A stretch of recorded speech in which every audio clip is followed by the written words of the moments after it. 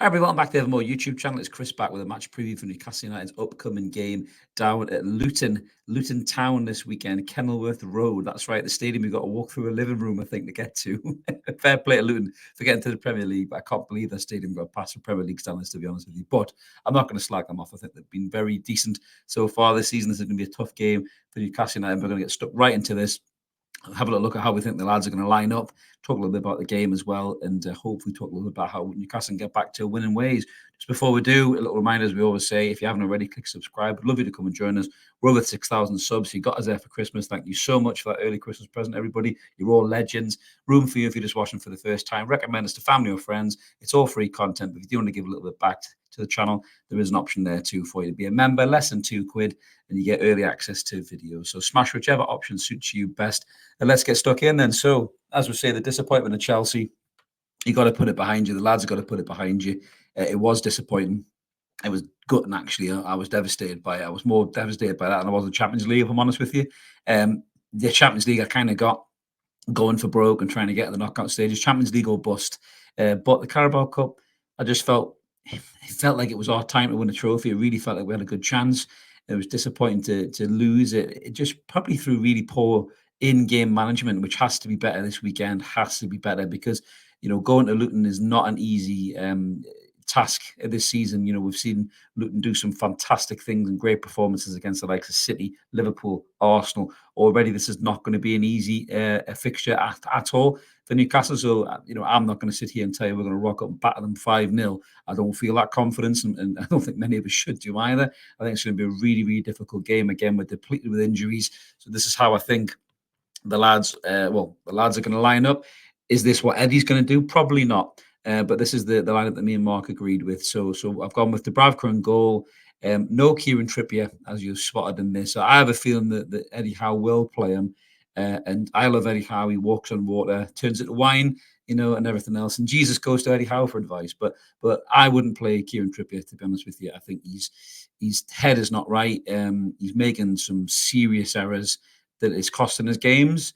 And against a physical team like Luton, who will push you and press you, with the likes of the big lad up front, Adebayo, who's a handful, who likes to pull out wide. Townsend's still quite sharp in terms of his in-game mentality. Ross Barkley's had a renaissance this season.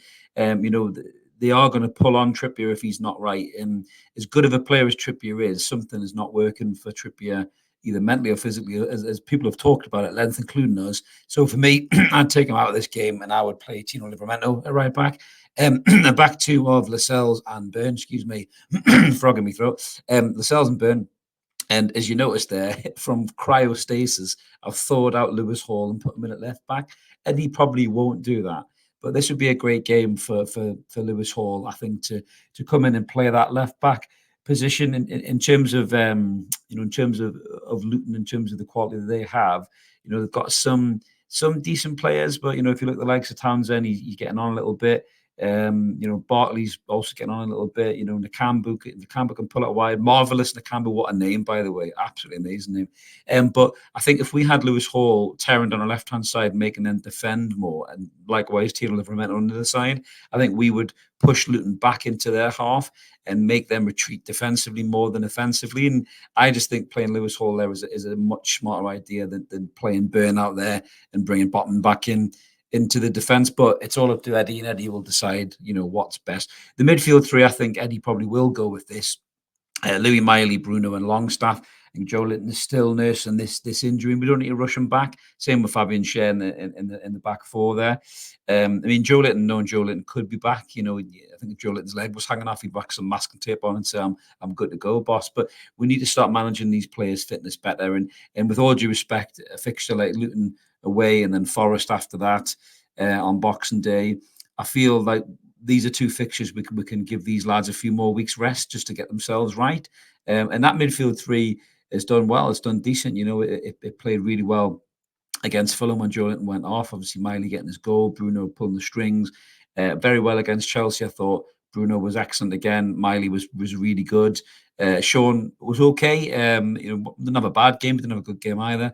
So I think that midfield three is industrious. It's got legs. It's got quality.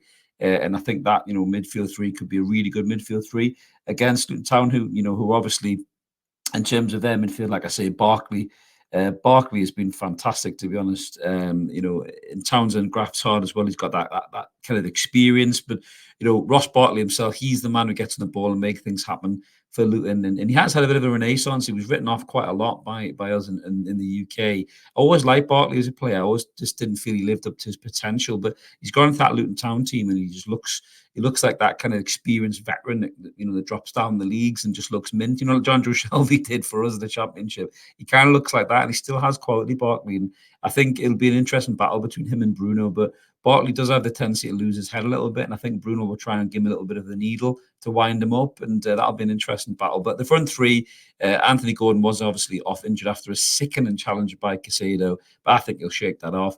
I think Wilson will get the nod up front, but Isak could possibly return.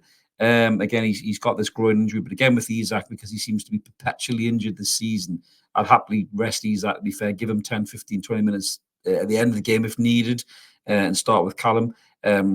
This is a Callum Wilson type of game, I think, really a bit rough and tumble. Centre-backs trying to pull on him and stuff. That's probably more Wilson's game than Isak's game, but again, they'll be up to Eddie. And Miggy Almiron on the right-hand side, as one-legged and headless as he is, there's not really much of an option there, to be brutally honest with you. So that's the lineup that I've gone for. Like I say, it could be subject to change. Emil Kraft again. Emil Kraft could possibly come in at right back. He had that gash on his leg after that horrible tackle by Caldwell as well. God, that referee bottled it. Every time I think about those challenges, I still can't believe that referee bottled both of those. Shocking, absolutely shocking. The refereeing standard is so poor these days, someone's going to get really hurt and it'll be down to them. And I'll be wondering if the PGMOL will be making phone calls to apologise for that when they're getting sued by football clubs. Anyway, that's a subject for another day. But this is not going to be an easy game, as I said, for Newcastle United. Luton Town work hard. They really do graft we've seen them, put it on big teams, like I say, City, Arsenal, Liverpool, and they've been unlucky in a lot of the games as well that they've just lost. And, they're sitting in 18th in the league, and we're sitting in 6th, so on paper, if you didn't know anything about the Premier League, you'd think this was going to be an easy win for Newcastle, but I just don't think it will be. I think it's going to be a really, really tough game where the lads are going to have to dig in, knuckle down, play that game, really. But again, it goes back to that in-game management that if we go one up in this game, and Luton will start to panic a little bit in terms of, we need to get a goal back, and they'll start pushing and leaving spaces behind. If we go 1-0 up in this game, we cannot retreat and defend like we've done in the last few games. We need to put our foot on the throat and go for the second and go for the third and put Luton to bed early doors, because if we get 2 goals, say, in the first half against Luton, then they'll just fade. They won't be able to do anything about that, and then they'll leave even more gaps for the likes of Gordon, Wilson, Miggy, if he's got his head screwed on to find, and Miley and Bruno to find those little pockets of space to slip the through ball through, and we could get a good result here. I'm not too sure that's the way it will go in terms of the game itself, though. So in terms of a result, I'm going for a 2-1 victory in Newcastle United. I don't think that defence that I've picked or a defence that Eddie picked will keep a clean sheet. I think if he brings in Trippier, which he's probably most likely to do, I just feel there's another Rick in there. I really do. I love Trippier to bits. I'm not prescribing all this stupid 2 minutes, let's give him a round of applause type shit. The fans support Trippier. They'll cheer him all game, as they always do. As I support Trippier as well. I think he's a phenomenal footballer. But there comes a time, I think, in anybody's job, really, if you will, where you just need a bit of a time to break and just get yourself right. And Kieran seems to be going through that stage right now. But unfortunately for him, he's a high-level profiler. High-profile footballer. It's very early. I've only had a couple of sips of coffee. A very high-profile footballer. And he's obviously the fulcrum of our side as well. So all the eyes are on him. And his standards are normally so high, as I said before, that if it dips ever so slightly, the microscope's out, you know what I mean? So hopefully Kieran can shake it off, come back and play really well if he does get the nod. But I just feel, like I say, this game in Forest, you could take him out for another couple of games, give him a chance to get himself right.